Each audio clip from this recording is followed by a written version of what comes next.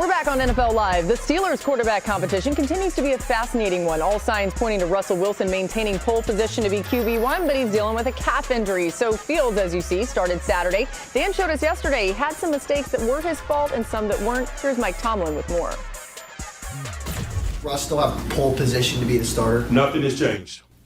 How do you plan on working those reps with him and Justin when it comes? Very carefully. Well, you guys think I'm going to actually back myself into a corner, so you guys are going to ask me daily about the rep allocations? And no way. I've been on the job too long for that. Good luck to the Pittsburgh media there. Jeff Darlington joining us now, our NFL insider. Jeff, what more can you tell us about where this quarterback competition stands?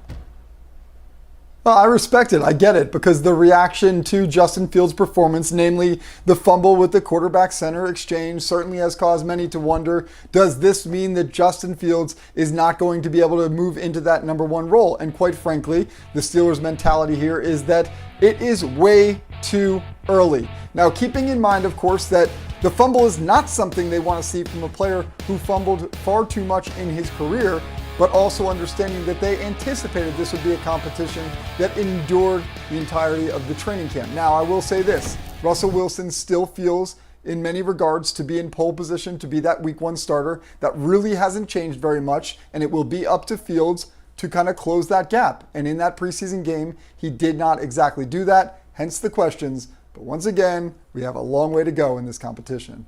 Yeah, Dan, you did a great job yesterday illustrating some of the nuance with those fumbles even. Sure. And you're not as concerned maybe as some other people, but as you look at Fields' performance in that offense overall, what sticks out? Both Russell Wilson and Justin Fields are going to execute the play-action pass element of this Arthur Smith offense, who's their offensive coordinator, equally. Both of them are going to hold the football too long. Both of them are going to struggle with the easy completion, quick passing game. The only difference between those two players, as they presently are right now, is Justin can utilize designed quarterback runs. Now, Arthur did not do it a ton in his past, certainly not a ton with Desmond Ridder. My push it to this is this. If you think that you're just going to line up as an organization with one of them right now as a traditional drop-back passer and beat Baltimore, Cincy, or Cleveland, I disagree with that. I think you're kidding yourself. Utilizing designed quarterback run narrows the gap. The second part for me, fella, is this. I love his talent. I think he's an unbelievably talented young man. George Pickens has to step up as the number one guy. Pittsburgh has always had him. Antonio Brown, Hines Ward, Santonio Holmes, Plaxico. Is he ready? I don't care what quarterback. Is he ready to go? Because I saw some stuff on tape. We saw the miscommunication on the route. Yep. I don't know if he was going as hard as he could full speed on that in route, and I don't know the situation. Is he ready to become that guy? Because that's going to determine the quarterback's success as much as the style of offense.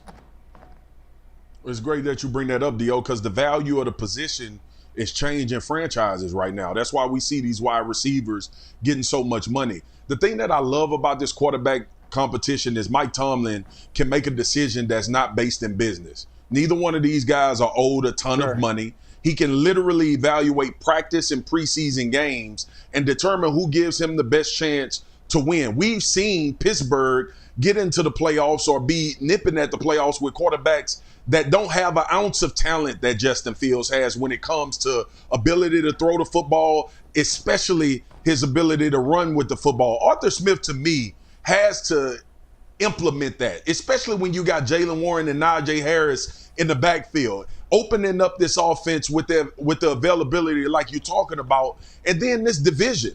Like defensively, you think you're gonna stop? You think you're gonna drop back Russell Wilson against the Cleveland Browns and believe that he's going to be able to be comfortable with that defense and the amount of pressure that they're going to put on, or the Baltimore Ravens? Having that element of explosiveness with Justin Fields is going to change the way people defend you. And that's why in the beginning of this, even though he has a pole position to be a starter, the first thing I went to was, what's the salaries that's being paid to these guys? That is a non-factor. It's going to be about who you think gives you the best chance to win and the best chance to be explosive. So, that's Justin Fields to me as well.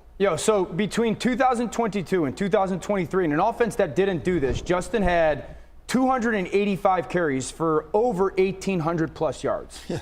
Okay. And this is very simple. And you're basically saying 10 carries a game. So it's pushing what you did with maybe Lamar early on in his career. I continue to go back to that. Don't throw it in the preseason. I'm cool with that.